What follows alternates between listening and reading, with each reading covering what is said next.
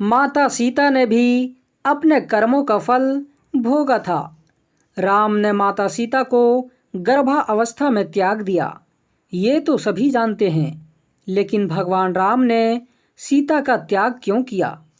माता सीता को अपने कर्मों का फल भोगना था, इसी कारण उन्हें ये दंड मिला। मिथिला नगरी में जनक राजवंश राज करता था। उन्हीं में से एक राजा सिरध्वज थे। एक बार यज्ञ के लिए वो जमीन जोत रहे थे। उसी समय वहाँ से एक छोटी कन्या निकलती है।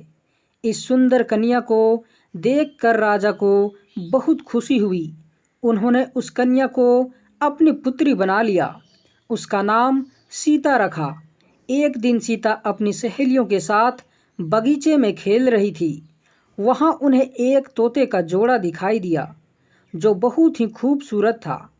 वे दोनों पक्षी एक पर्वत की चोटी पर बैठकर बातें कर रहे थे। पृथ्वी पर श्री राम नाम से विख्यात एक बड़े सुंदर राजा होंगे। उनकी महारानी का नाम सीता होगा। श्री राम सीता के साथ कई वर्षों तक राज्य करेगी। धन्य है वे जानकी देवी और धन्य है वे श्री राम। तोते की ऐसी बातें सुनकर सीता ने सोचा कि ये दोनों तो मेरे ही बारे में बात कर रहे हैं। इन्हें पकड़कर मैं इनसे अपने जीवन से जुड़ी सारी बातें पूछ सकती हूँ। इसीलिए उन्होंने अपनी सहेलियों से उन दोनों पक्षियों को पकड़कर लाने को कहा। उनकी सहेलियाँ उस पर्वत पर गई और दोनों पक्षियों को पकड़कर ले आई। माता सीता उन पक्षियों से कहती है कि तुम दोनों बहुत सुंदर हो। देखो, डरो नहीं, मैं तुम्हें कोई नुकसान नहीं पहुंचाऊंगी। तुम बस मुझे ये बताओ कि तुम कौन हो और कहाँ से आए हो। राम कौन है और सीता कौन है? तुम्हें उनके बारे में कैसे पता है? माता सीता के पूछने पर दोनों पक्षी बताते हैं कि एक बहुत विख्यात महर्षि वाल्मीकि है। हम दोनों उन्हीं के आश्रम में रहते हैं। महर्षि ने रामायण नाम का एक ग्रंथ लिखा है, जिसका पाठ उन्होंने अपने शिष्यों को भी कराया है। उन पक्षियों ने सीता को ये भी बताया कि इस ग्रंथ में महर्षि वाल्मीकि ने बताया है कि महर्षि ऋष्यशृंग के द्वारा किए गए पुत्रेष्टि यज्ञ से प्रसन्न होकर भगवान विष्णु, राम, लक्ष्मण, भरत और शत्रुघ्न ये चार मानव शरीर धारण कर पृथ्वी पर जन्म लेंगे।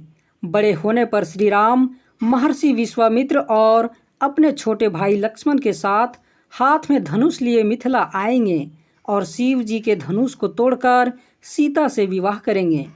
फिर उस पक्षी के जोड़े ने कहा, हे सुंदरी, हमने तुम्हें सब कुछ बता दिया, अब हमें छोड़ दो, हम जाना चाहते हैं। पक्षियों की बातें सुनकर माता सीता के मन में और भी बातें जानने की इच्छा हुई। उन्होंने उन दोनों से पूछा कि राम कहाँ होंगे, वे किसके पुत्र हैं, कैसे वो मिथिला आकर जानकी से विवाह करेंगे।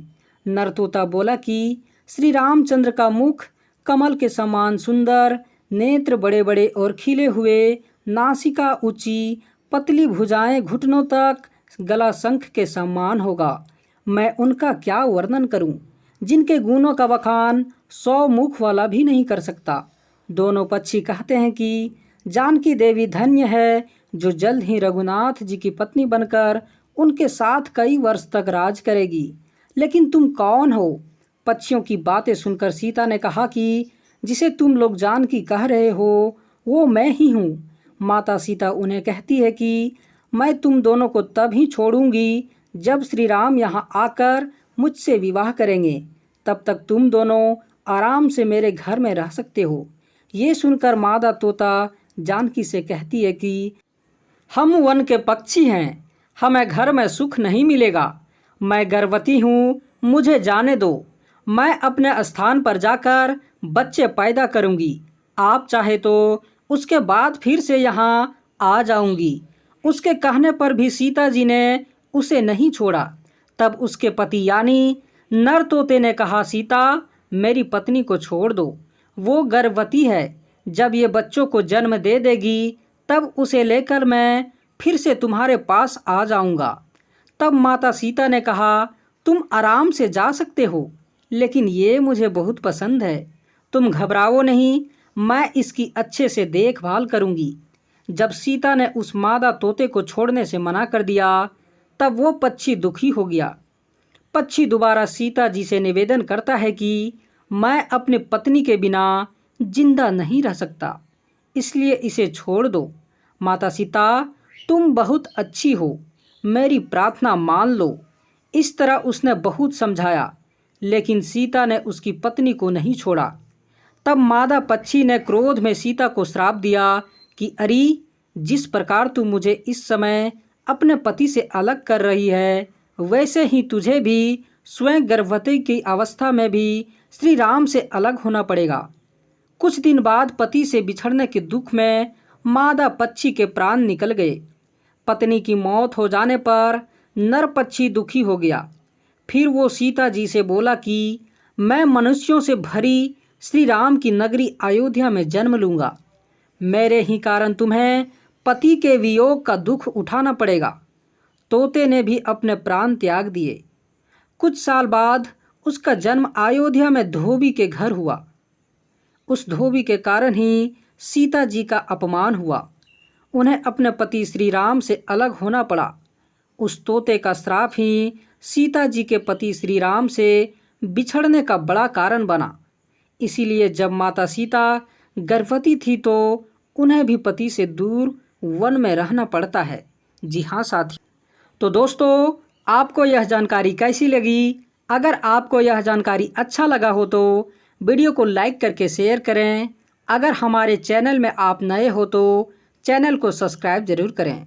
उम्मीद करते हैं आप स्वस्थ होंगे, मस्त होंगे। वीडियो को पूरा देखने के लिए हृदय की गहराइयों से बहुत बहुत धन्यवाद।